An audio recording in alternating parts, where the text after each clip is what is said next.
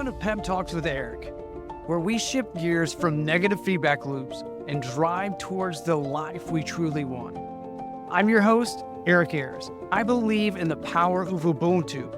I am because we are. Together, we'll explore how connections fuel our growth and create amazing experiences. In this podcast, we'll tune out the noise of the world and tune into what we really want and what really matters. Guys, thank you so much for joining us for another episode of Pep Talks with Coach Eric. I'm your host, Coach Eric. And okay, our guest today is an incredible human being. I had the privilege of being on his podcast, Heart Talk, and we talked about Ubuntu and the power of I am because we are, and how the plural form of humanity creates an amazing culture. And so we had a great conversation, and I've been looking forward to this conversation for a while now. So Dr. Charles Lee is a plastic surgeon, an incredible human being. He's a humanitarian, and he is the mind behind Mindflow Ergonomics, which we're going to dive into. But he has a contagious laugh, which happened just before we hit record coming on. And he's just a beautiful soul. And I'm so happy. I'm so grateful to have you on the show. So, Dr. Charles, thank you for joining us, man. Listen, let me just say off the bat, I've been waiting for this, like waiting for a baby to be delivered, And I want to just first of all congratulate you, Eric, for what you're doing, and you're making such an impact. I love your vibes and the Ubuntu philosophy, and and I think we're all together as one. Yes, as we journey through this life, and so once again, thank you. And you've got some incredible guests so far. And so let's just dive in, and I hope that you are at 9:06 a.m. in the morning, and I'm at 9:06 p.m. at night. So when two hearts get together, it's rock and roll time, man. Absolutely. Absolutely. And the beauty of technology for the sake of humanity is the fact that you're in Malaysia, I'm in East Tennessee, and we can come together and have an amazing conversation that we can share with others to impact them, which is awesome. So let's, before we start diving into our negative feedback loops and these thought patterns that kind of self-destruct, we create self-destruction. In your words, give us a little bit of background of your journey, of what you do and what led to the development of Mindflow Ergonomics. Well, Eric, like anything in life, you leave your destiny to your creator. And it's always the destination where we arrive at. So I had a very dysfunctional upbringing in my own life. And I think all of us have histories behind us. Mm-hmm.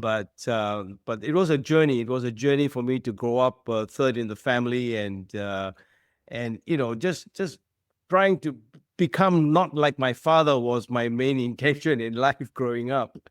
And that was a struggle. It was a struggle because, when you become a doctor, you have this fixed mindset. You go to work, you come back, you go to work, you come back. And then in the Asian context, there's just nothing but to have your family, grow your children, and then drop it and they'll bury you. And that's about it, Right. But I had no one until today that I could call a friend except you now, which I've got you on my list. But, growing up, those years were incredibly alone. And I grew up in a family, especially my father was never a kind of a signpost that I could kind of lean on to. Right. And that was a struggle for me. So I was always running away all my life. And I lived in a valley of a shadow of death, so to speak, because spiritually I was in a different zone, but growing up was tough for me. But I only knew one thing, and that is I wanted to become a doctor. And I didn't know at the end of the process that I needed healing myself, because the mantra, this thing is that do no harm. But in the process, I had harmed my own self, just not knowing what to do. When people say change, please change, Dad, you have to change. You cannot change what you do not know. And that was my biggest difficulty in life. So it was tough. And And then, I went to India, did medicine, came back. But creativity was always my source of inspiration. Yeah. And as a Christian myself, for me, creativity is the currency of the universe. It was right there in the beginning in the Garden of Eden. I mean, just God took this mud ball and breathed into it life, and there was Adam. Mhm. But he's a plastic surgeon beyond anything, fully human, fully divine. Because when he created Eve, he took that rib out, and then the Bible says he covered it with flesh. So when I do meet Jesus, I want to know what instruments did he use to cover that wound? Right. He covered it with flesh. But the beauty about creativity is that when he created Eve, he did not take another mud ball and breathe into it. He took the rib. Mhm. And that's why the two became one. Until today, that's the only thing between man and a woman. And as a doctor, you can't have two mud balls walking around saying that they are both Right. one, you see. So my growing up years in college, it was very lonely for me because I didn't have any friends. I only had my shadow of my own self, which I never liked. They always say that mirrors do not lie and shadows do not lead you. Mhm. And so that was a struggle, Eric, and growing up. So that was my beginning. It was a very dysfunctional upbringing. I promised myself that I will never become like my father. But, when you're growing up with a lot of scars and they end up with contractures, and as a plastic surgeon myself, I never realized that, you tend to board yourself up and protect yourself because you don't want to get hurt anymore. But when you do that, you find that all the arrows that come at you get reflected off and you hurt the people and there's collateral damage. And that's what Absolutely. happened to me because I had no manual, I had no roadmap, I had nothing except the past. And this Mhm. is the whole crux of living, Eric. The brain has only one source of information, and that is the past, Mhm. nothing else. Mhm. And we live with that. And I think that's what has happened to me because that was a journey. And so as I went on, and 40 years in the marketplace, working as a plastic surgeon now, with 3 children, they're all doctors, but it was a very fractured life. And if you were to ask me today, if I were to close my eyes today, and you ask me, Charles, what do you think? What's the end of the line like? And I would say, totally, completely unfulfilled, with regrets, because I wish I could do the whole thing all over again Right. for what I know now. So there we are, and it's always thankful to be alive, man. Yeah. Thank you, first of all, for sharing that. And I want to, if you don't mind, comment on something and throw some Eric into, and so throw some coaching into this, because ultimately, one of the greatest things I heard was that when we have trials, difficulties, and this fractured life that you speak of, it becomes our curriculum to God, right? Our curriculum to the spiritual awakening that we need to become who we are. So that loneliness, yes, it's crazy difficult, and it creates a an idea in our mind that I don't want to be like my dad, like you said. So we have this understanding of not wanting to be like something, which our focus becomes on that subject of that person, that thing, that boss, that friend, that spouse, whatever it is. And then we ultimately become that person because that's where our thoughts are.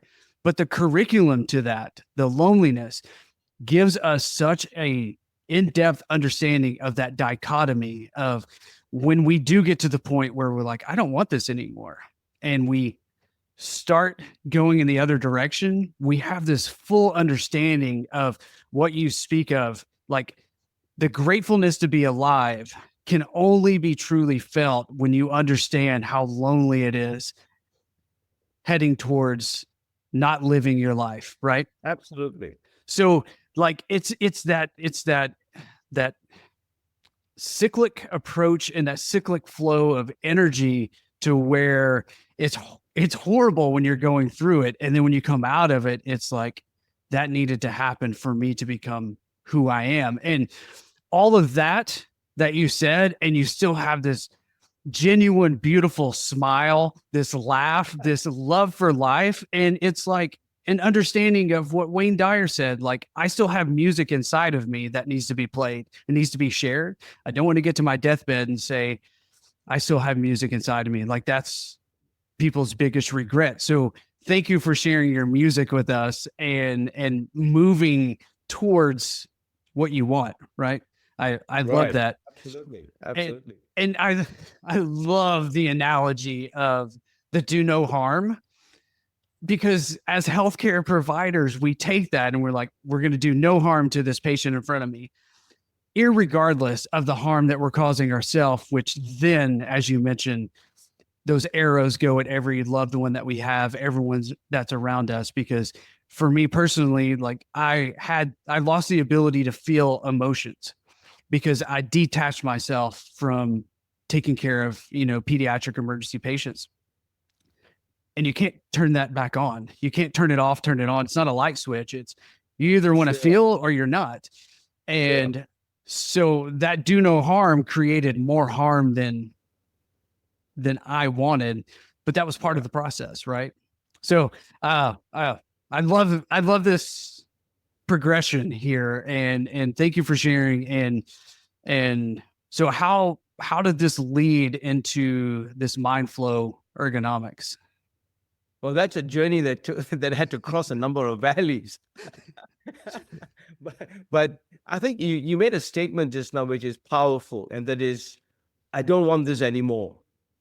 And how does one come to that situation when you have to cross over and realize? And I couldn't do it because in my kind of setup and growing up in this Asian context, I wish I could have said that a long time ago, but I Right. couldn't. And that's because of I owed it to my children. I didn't want them to think of me as a failure and walk out on them. Mhm. But I think the rescue is when I was spiritually, blessed. When I found myself, there was a greater purpose than myself. Yeah. Um, I've always loved the Lord right from very young. I used to sing all these Jim Reeves songs, and all that was going on. But I couldn't imagine what it was to say, "Our Father who art in heaven," because that was tough for me. Yeah. And there was a lot of things that were going on in my life. But when my father died, and when he passed away, and I was going for his funeral, I'm in Sabah, which is East Malaysia. But that really broke me because the Lord revealed Himself through Psalm 2, verse 7, which says, you know, "You are my son, and today I become your father." Mhm. And that was a total breakthrough for me. I never wept the way I never knew I could weep that much. You know what I mean? Yeah. Yeah. And that went on, and finally, on the 22nd of February, 1995, at 5:30 in the morning, I was blessed with the Holy Spirit. I was baptized. I was submerged. I was on fire. I was going all over the place, and so that was a spiritual awakening for me. That I Mhm. found that there was a greater purpose, that I wanted to be loved, Eric. My Mm. whole life, I Mm. struggled because I wanted to be hugged. I wanted to be loved. I wanted someone to come up and tell me, "I love you, Charles. I love you." I mean, no, that you can get married, you can have a family, you can have children, Right. but there was a total emptiness inside of me till today, trying to find what's my purpose, what's my destiny, why am I here? Yeah. And that was why on that particular morning at 5:30 a.m. when the Lord revealed Himself and visited me, um, I left my knife. I took my knife, I put it down, and I said, "I want to know you." And Yeah. that began a journey. So they've got this whole spiritual journey that has taken me across all muddy waters and through all the valleys of death, telling me that it'll be okay. Yeah. See, and that's the reason why I always say today that all those who are listening in your audience and all that you got to find that place where eternity meets in the present. Mhm. And once you find that place, everything else is possible. And that's how I founded the first Asia Pacific consultation on discipleship, took it to 5 nations. 4,000 people have attended it. Why? Just to know the man Jesus, you see, because he Mhm. became personal to me. And so that was the spiritual part of it. But I never changed inside. I didn't know how to do it. I had no friends. I didn't have Coach Eric for me. All right. I didn't have this whole concept. Hey, Ubuntu, go for it. So it was a real struggle, and I kept on running away. I left my home 3 times on the pretext of losing weight, but actually I just wanted to be alone. I was lost, running. Eric, I tell you,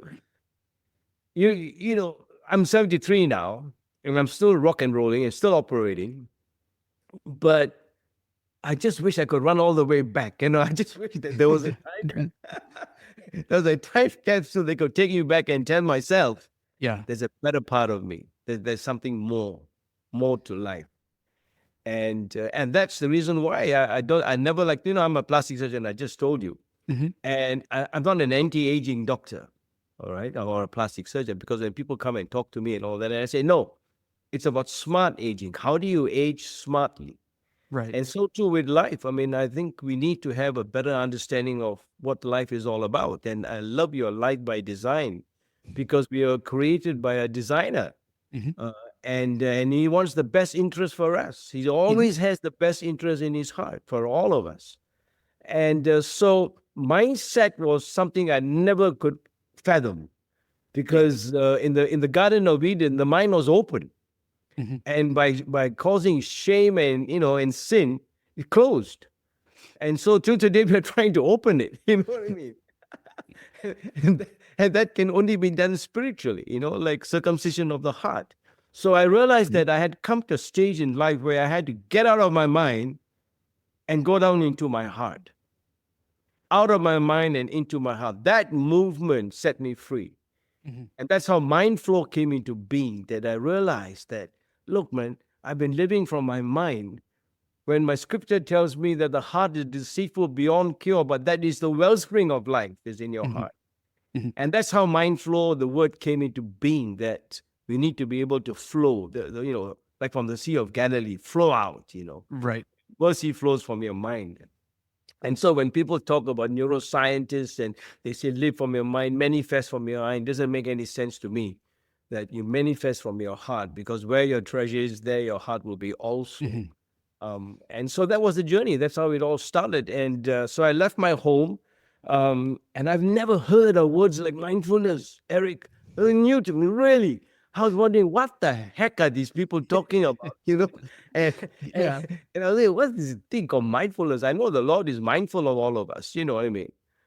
And I was doing surgery with a neurosurgeon, and I was called to repair the scalp because he had taken out a part of the bone. Yeah. And he was operating and taking out the brain tumor. So I leaned over his shoulder and said, where's the mind? And he turned around and looked at me and said, what the heck are you talking about? So at the end of the day, we need to be mindful of who we are in the eyes of God. That's basically the purpose. And that's how I started the whole thing. I started the Asia Pacific consultation on marketplace mindfulness, because if you don't have the mindfulness of God in the present, you're actually out of his favor. And that's how it all started. So Mindflow Ergonomics started because I wanted to get out of my mind into my heart. And I wanted to find out what on earth was going wrong with my life, Eric.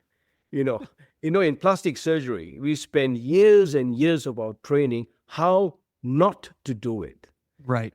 Because the moment you put a scar on it, that's it. You can't reverse it. If I'm doing cleft lip surgery, once I've placed the scar on, I can't reverse it. And so I wish we all could have a manual right from the very beginning, how not to live the life that you're not supposed to live, Right. And so and being creativity being the key and the currency of everything in life, I took the words creative and used that as the mnemonics for 7 creative zones. I mean, I've been living for 40 years in a zoned out area. There's a yellow zone here, there's a red zone here, there's a green zone there, Yeah. Zoning to me is everything, part of everything. But I found that, there's a cognitive psychologist called Gary Klein, and I love his work. And he did a study of all those who live and work in high tension places like, firefighters and, people in the police and all that. And how do they react to an immediate trauma whenever there's a fire? What do they do? So he came up with this pattern matching kind of sequence where you can pattern match it. And then they will choose what's the right thing to do. If there's a fire going on, what's the thing? You can't split second, you see. Right. And then you go into an analytical kind of mode. And so I took that and designed 7 creative zones, because I found that the only way for me to get out of where I was to get into an ecosystem where I could then think carefully how to approach every challenge that faced me. Right. Because I was living in a reactive zone. My reactions were all so emotionally charged, Eric, that there was more collateral damage than healing.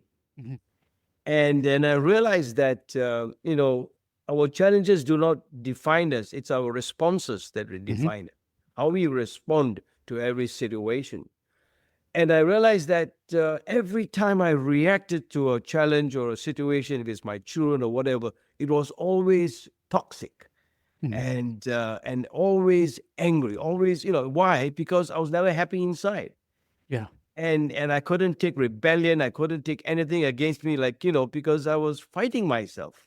Right. And so I know there are many people, there are CEOs, there are doctors who are just living life because of egomania. I have never seen a psychiatrist or a psychologist in my life. You know what I mean?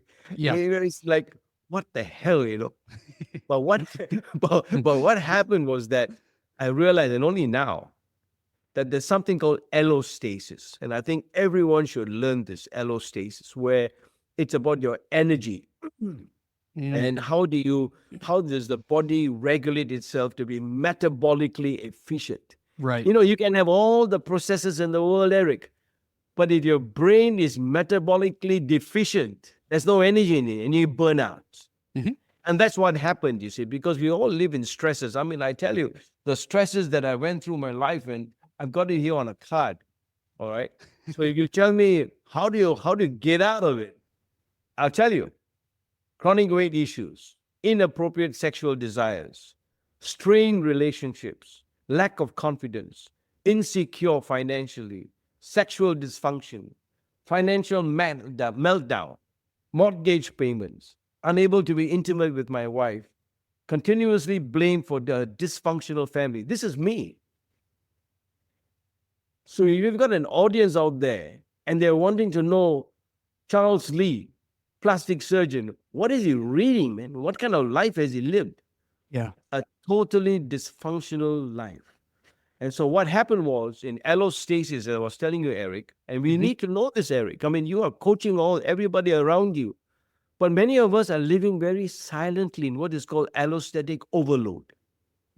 See, there's so much of stress, so much of things eating inside quietly, that it's eating away the vessels. It's eating away the nerves. It's eating inside. And I did not know. I did not know for 20, 30 years the stress I was going through, fighting myself, fighting my dad, fighting all these things. Ate up 3 vessels that supply my heart, and ended up in open heart bypass surgery. I didn't have a heart attack, but I just was overweight because of emotional eating. And I was so unhappy with myself. And I told the cardiologist, I want to see my heart, which is the worst thing I could have ever said. And I can tell you one thing, when he brought that CT scan angiogram and I looked, there was nothing left. It was like as if rats had eaten my vessels. So if anybody says that emotions are not whole brain events, totally wrong. You see, everything, your feelings, your emotions, everything that you do is whole brain events. So neuroscience is not about the mind. Neuroscience is the brain-body connection. Correct. And so everything that was going on in my mind was eating up my heart. And that's how Mindflow came out, because until you realize that you are living in an allostatic overload, you're going to end up with problems of chronic illnesses. And that's what happened to me. Yeah. That so many different avenues to traverse in right now. First and foremost, yes, our thoughts become things. And when we are overloaded with stress, when we have cortisol that is meant to get us away from something or give us a strength to combat whatever it is that we need. After that, it's meant to relax and us to go back to grazing, right? Just like the animals that we see on the pasture. But when we continually have this overflow of cortisol, it becomes part of our human nature. And then we're creating these negative feedback loops that are by our thoughts. This is the beauty of what you said at an Eric level. I'm going to break it down to an Eric level because we have inputs, we have thoughts, feelings, senses of things coming into the world, and then we judge them. Good, bad, happy, sad. And most of the time, if we're living in this stressful environment, like it's bad, it's fractured, it's negative, and then we keep creating this chemical cocktail to be released, and then which creates our energy and motion. Our emotion reacts to that, like you mentioned. And then as we're reacting, we're experiencing it again and we're repeating it. And we're self-creating this without us even knowing. Something huge to tap into. So a couple of things. One, back to earlier what you said about us being creative beings. Like creativity is at our core. That's where we shine. That's where our genius comes in, right? Absolutely. And that is how we are associated with our creator, because our creator created us to be creators. We create, and it starts right here. And this is how we create. The reaction versus response is so huge, because so the life by design idea is, yes, we have a life that is designed for us, and we have the ability to design the rest of our life. So we have choices every day. We can continue to live in this fractured state of loneliness, of, heartache, of regret, or we can shift and we can begin to design the life that we want by understanding. I don't have to know how, I just have to know wow, right? I have to get out of here and I have to get into my heart to start leading this. Yeah.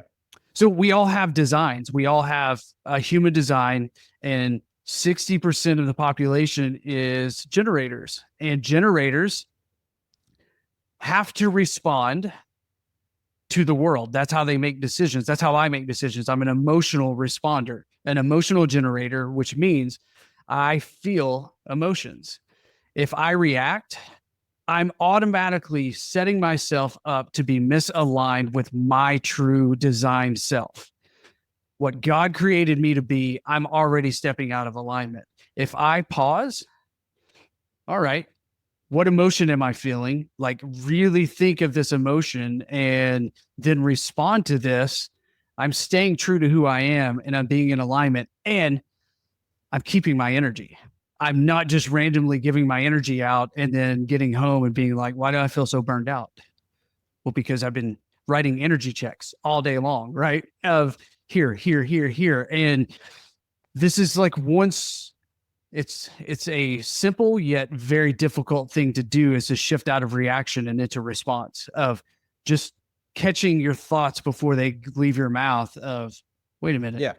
I'm gonna calm here. And when you do that, the cascade effect is what you said. It's the opposite of the destruction that cortisol causes. We start healing at a cellular level. We start restoring our vessels. We start restoring our vitality and our essence. And like, that's a beautiful thing that we have a body that was created to do that, but we can shift that on or off simply and profoundly with our mindset and our mindfulness.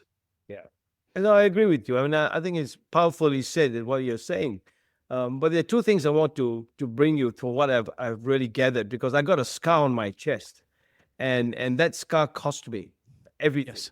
I think that the for a surgeon to have his chest opened out, it's not something that I would take lightly. But there are two words or two aspects of it. One is called pattern matching, and the other is predictive processing. Pattern matching, like I said, the brain has only one source of information, and that is the past. Mm-hmm. It's got nothing else.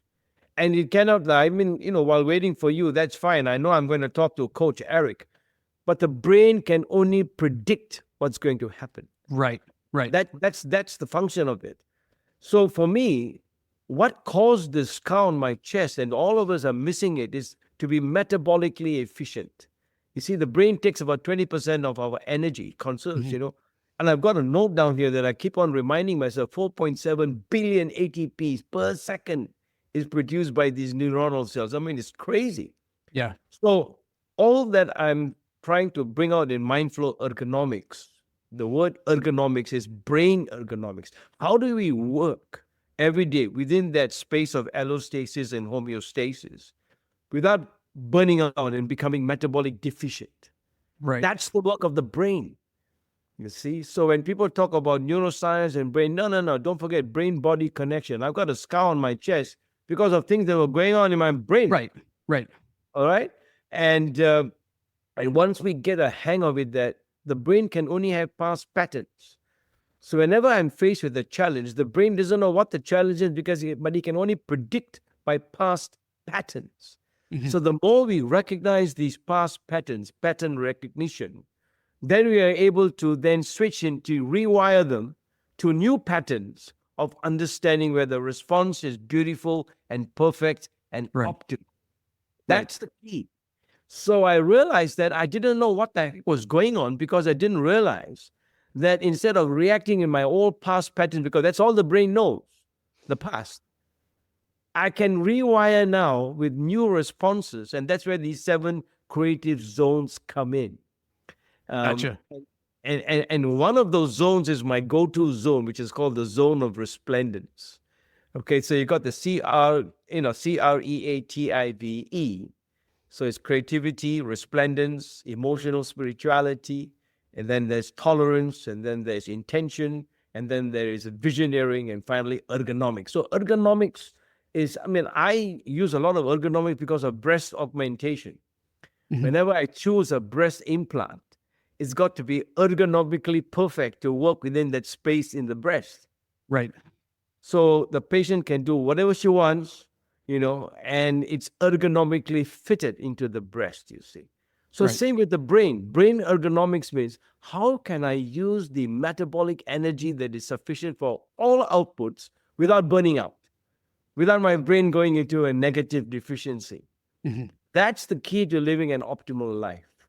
And so as a plastic surgeon, I came up with the mnemonics for ROSE, beauty, response optimization system ergonomics. And I can tell you one thing, Eric, when I'm got a challenge today, I go into the zone of resplendence. I hit the sunset by the beach. I sit down there and I get back my zoning in from allostatic overload, coming back to where Yeah. it's supposed to be. And that's a real, it's been a big, because it worked for me personally. That's why I wrote it up. Yeah. And awareness, mindfulness, all these things are zones that we can zone in. Right. And And to your point, they don't come with manuals. Like life doesn't come with manuals. So absolutely, that's the the brain. beauty. Yeah, you're right, and that's why I love your Ubuntu, Yeah. because you're predicting. And I can tell you one thing, the person that took a lot of my energy from me, and I took a lot of energy from him, is my son, my eldest son, because that's where all the problems are going on. And so when you talk about community and people together, we suck out each other's metabolic energy instead of building. Right. Right. And if we realize that, then we realize, hey, the same pattern is playing the same game. Mhm. Time to rewire. That's why it's the renewing of your mind. Do not Mhm. conform to the Mhm. patterns of the world, but by the renewing of your mind. And that's where the rewiring comes in. New pathways. Yeah. You got to learn. And I got this whole program now called One Zone a Day, because there are 7 zones. Mhm. And so if you're not willing to build and learn and build and learn, you got no default mode. You'll go back to the reaction mode. Right. Right. Oh, So, I, I mean, I you gotta love life, man. absolutely. I totally agree with that. The pretty I'm living and loving life at 73 years of age. Damn, I wish I could rewind it. Yeah, but 2 things. Like, one, you don't look 70. You have the energy and the vitality of Well, someone I half surround your myself age. with beautiful women. That's why. That's the key. That's the key. No, Yeah. I love that because it's a brilliant way to put it, of our mind, our brain interprets our past, right? It predicts the future. Like Joe Dispenza talks about this as well.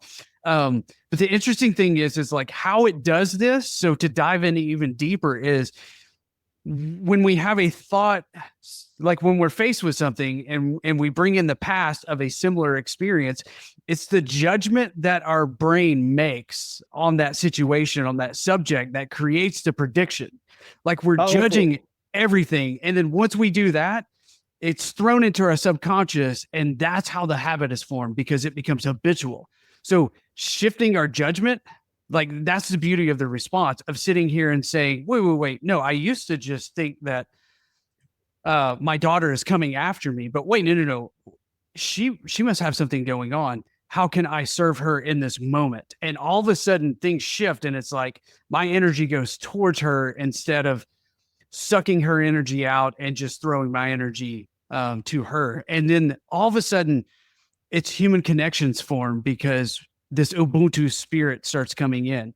And I wish I could do this every single time I'm met with something, but my past shows up quite often of a predictable future. So it has. Yeah. And the beauty is recognizing it, even if it's in the middle of a tantrum and you're like, wait, what?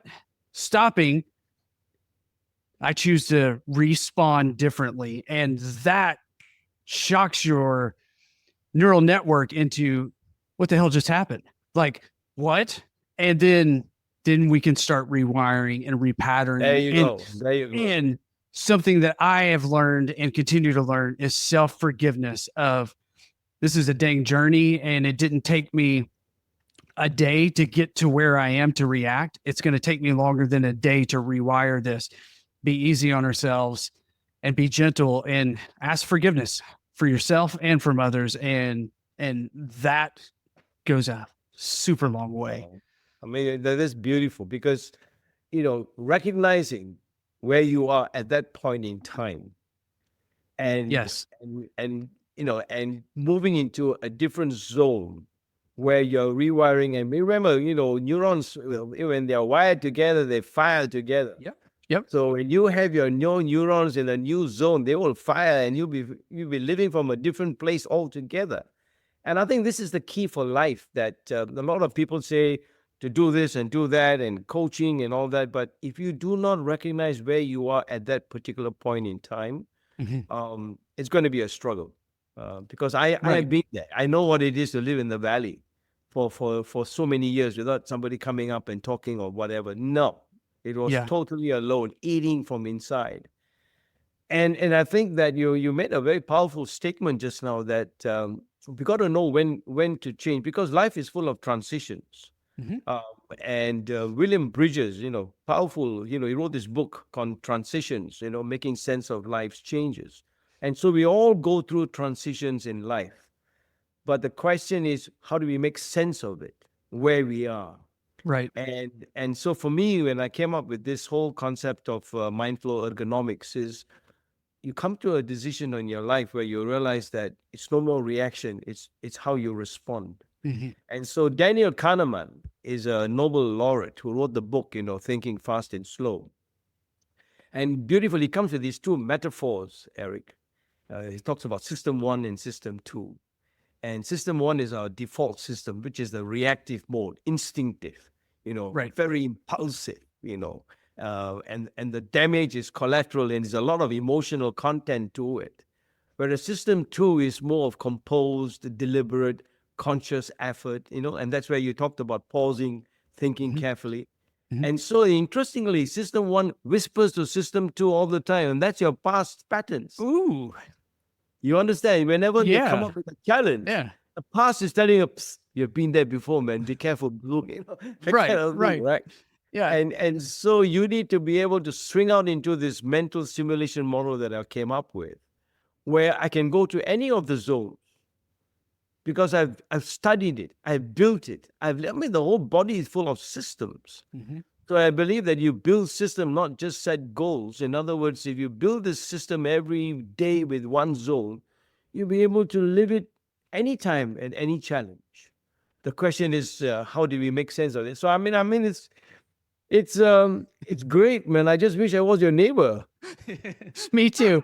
Me too. Our wives would probably get upset because we'd be spending all our time together, like Yeah, right. figuring out What's wrong with these guys? the mind heart connection and flow. I love you said something super powerful in there that you know it's not about just the goal, but it's the system and the daily practice to get to that goal. And my first thought was like when you're doing like a cleft lip repair, if your goal is simply to attach a split set of tissue, then you are going to close that gap and you are going to be successful from that point. But there is a system in cleft lip and repair, right? Absolutely. And the goal is way beyond just what you see. So Absolutely. it's like, all right, creating this goal, but going deeper and enjoying the system that is involved in order to expand beyond the goal, because the goal is what we can see, the where we think we want, but there's a bigger picture. So Absolutely. like do no harm. If my goal is to do no harm, the actual is I am doing no harm to no living being. So and that goes beyond our ability to see the goal in front. So pausing there, systems over goal setting. No, well, but let me just dive into that one because you took my passion. I found myself when I was doing cleft lip surgery. That was when I found myself. The creativity was alive in me. Ooh. And all those children I did 25 years ago are going to university now. And so when I see them and some of them have been searching, who is the plastic surgeon who did them when they were 3 months old? You realize that, life is a gift. How we live our life is our gift to God.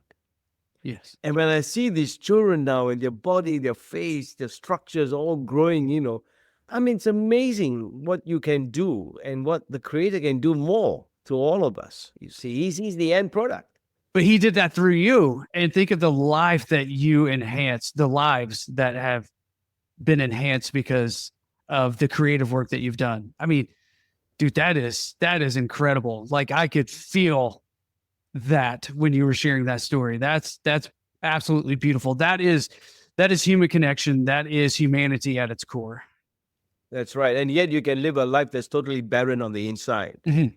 Mm-hmm. And I think this is the beauty of life when you realize that you can have a broken vase and yet put it back together, and he can do it. Mm-hmm. You can't do it of yourself. But it's the recognition that these past patterns can bury you and they're self-destructive. And the moment we realize that that's the wrong way to go, be bold enough to rewire it and renew your mind to the right set. And this is one way of doing it. These 7 creative zones that we came up with. I mean, look, this Ubuntu is contagious, man. I mean, it is contagious. I remember the first time I saw it, I was blown away at, and I was introduced to it from a leadership standpoint of, I grew up in a healthcare culture, like most that are in healthcare, most cultures in business of, you might not really hear the things that you're doing good, but you most certainly are going to hear when you mess up. And absolutely. And that's like a lot of people's stories as well. That's why the affirmation and mantra of I am enough is so powerful, because we get to a point where life has beaten the worthiness out of us, or we've allowed it to be beaten out of us. And we get to a point where we feel unworthy, and it's no, I am enough. And that is the power of Ubuntu, is it creates a culture of worthiness to where everyone's attributes can start creatively working together. Absolutely. And so I'm glad it's contagious. I can't take credit for it. But I'm so grateful to have been introduced to it and then expanding into other avenues. Sure. I mean, I am enough, but I was created for more. Mm-hmm. And that hunger for more is where it'll take you to your next level. And absolutely. Your next level. And you're enough to keep expanding and Yeah, creating and going absolutely. to meet your full capacity. And everyone listening here is more than enough to exceed your own expectations and to meet whatever it is that you're meant for, and you're all meant for greatness, like incredible greatness. I think you're perfect. You've hit it right on the nail because but we must be always conscious about the metabolic efficiency of the I body, the love that. brain. Mhm. Because if you do not feed it and make sure that it is within that level of allostasis, Yes. you end up with an overload which can kill. And I'm a cool testimony for that because when I saw the CT scan of my three main vessels to my heart, Yeah. they were just eaten away, eaten, like as if a rodent had had a good meal of it. Yeah. And it's just because the stresses of life, alone, keeping it in and not being able to understand how to handle it. Yeah. And this is the message for everybody out there that, you got to, the brain is always remembering. That's all it does. It's Mhm. remembering and remembering and remembering. And I love the way Daniel Kahneman talks about the two selves, the remembering self and the experiencing self. Right. And Right. and so every time we experience something, we got to remember that the brain can do nothing, but it will just collect it as the past. Hmm. That's all it has as reference point. Hmm. So what you are doing in your life in coaching and design is creating new reference points that are Right. moving on forward. And I think that's beautiful. I mean, that's beautiful. Well, Yeah. thank you. And what I love about the story of your heart surgery is a lot of people go through this and then they come out as victims. They come out as, well, why does this happen to me? This shouldn't have happened to me. And then they repeat the same cycle that got them to that point. Absolutely. That's it. That's patterning. That's Yes, pattern Pat. matching. And you were saying, wait a minute, I had a role in this. I How can I change this?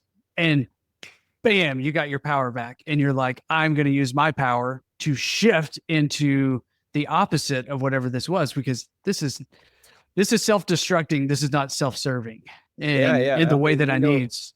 So let's shift.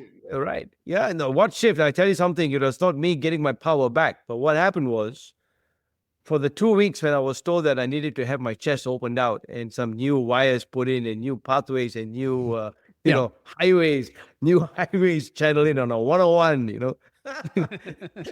It's like the Palisades have gone on fire. A fire can only keep on burning until there's nothing left to burn. Right. So my vessels were totally gone. But, for 2 weeks, like Jacob, I wrestled with God. Hmm. I wanted a sign, Eric. I wanted a sign because I've already met the man, Yeah. you know, Yeah. Yeshua HaMashiach ben David. That's his name. Yeah. And I wanted a sign. And I just kept every day, give me a sign that you're going to be with me. Give me a sign. It went on for 2 weeks. Nothing. Eric, nothing. Until the day of surgery, as a surgeon myself, got me onto the trolley, the bed, they were wheeling me. And I had my headphones on and I was listening. And then I passed through something called the intensive care unit. Yeah. And I saw the words up there with the initials, I see you. I caught that. And that's the name of the memoir I'm writing. I see you. Beautiful. And I've been there for many times. I've had my patients in there, but it never was personal until Yeah. that final moment before Yeah. I went in. And that was a confirmation from God. I see you. So when I went in, the anesthetist came in and said, Charles, are you ready? I said, shut up and get it on then. So, Oh, so that beautiful. was the power that took me on for the last, 14 years, and I'm still alive. Thank God. Yeah. And and Um, and I'm super grateful for that cardiac surgeon, and oh, yeah. Yeah, that's because right. like I am so grateful to have this conversation with you and to Yep. learn with and from you. And yeah, that what a beautiful story to end this on. I'm gonna is there anything else you would like to share that we haven't covered? No, as I said, that we got to make sure that we understand the metabolic efficiency of Yeah. our brain. I think that's very important. And for me, the words of George Orwell always carries me through. Is it is perhaps one did not want to be loved so much as to be understood, and I think that's very important in life. That to be understood is more important than anything else. Yeah. And I want to just thank you, Eric. I mean, it's like what 10 o'clock at night here. I feel the day just started. Yeah, it is. It is. And what a great way to start my day. So thank you for that. Charles, if someone wants to find you, if they're like, wait a minute, this resonates, I need to chat with him, or I need to get some of his resources, where can they find you? Well, mindflowergonomics.com. Okay. Well, that would be the website. And then, of course, Heart Talk with Dr. Charles Lee on YouTube. Okay. That's another way. We've got my conversation with you. But that's the best is the website. And I'm in the process of writing the book now. So, but at the end of the day, it's about our responses. How do we respond to every challenge Absolutely. to make it right? Because that's the source of an optimal life. I love it. And I love you too. So you take care, man. You as well. And we're going to have all your contacts information in the description. So, Sure. so Thank you for people can having find me. Thanks for being here. I love I it. enjoyed every bit of it. I mean, it's time to play Elvis Presley. It's now or never. Guys, thank you for joining us for this amazing episode. I love these conversations. I could do this all day long. If you are looking to transform wherever you are, and you just know that you're meant for something greater, I'm doing a 6-week journey of transformation. Reach out to me. I'm happy to help you through uncovering your gifts, what you're here to do, and re-tap into what we chatted about, this mind-heart connection, this out of your mind into your heart, flowing into your true understanding of who you are. So if this resonates with you, please share it and please subscribe. And man, Dr. Charles, thank you again. It's always a pleasure. Thank you, Coach. Take care. Guys, have an amazing week. And I'm looking forward to the next episode. Until then, be well, be loved. Thank you for joining me on Pep Talks with Eric, where together we shift our focus, embrace connection, and drive towards a more fulfilling life. Remember, it's not just about where you're headed, but how you choose to travel along the way. As you continue your journey, know that you have the power to change lanes and focus on the path that leads to positivity, purpose, and connection. Let's stay connected and continue empowering your journey one commute at a time. Thanks again for tuning in, and I'll see you next time. And until then, be well, be loved.